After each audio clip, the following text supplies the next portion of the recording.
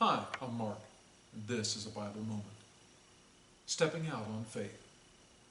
There's a fascinating event in the life of Peter that is frequently mentioned, but an important point is often overlooked. Notice the event found in Matthew 14, beginning in verse 22. Matthew 14:22. And straightway Jesus constrained his disciples to get into a ship and to go before him to the other side, while he sent the multitudes away. And when he had sent the multitudes away, he went up into the mountain apart to pray. And when the evening was come, he was there alone. But the ship was now in the midst of the sea, tossed with waves, for the wind was contrary. And in the fourth watch of the night, Jesus went unto them, walking on the sea. And when the disciples saw him walking on the sea, they were troubled, saying, It is a spirit. And they cried out for fear.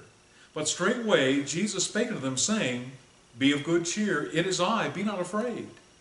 And Peter answered him and said, Lord, if it be thou, bid me that I come unto thee on the water.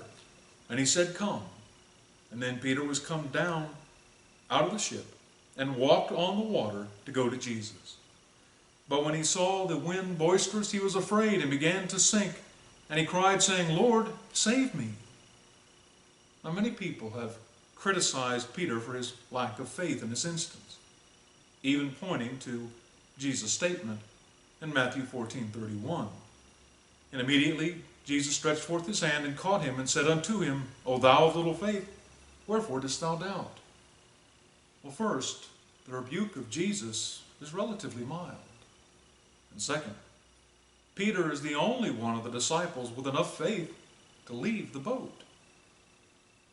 Where are the rest of the disciples? Safe within the boat. Now, while it's true that Peter began to sink in the storm when he took his eyes off the Lord, it is also true that Peter had that which was needed to step out on faith in the midst of that storm.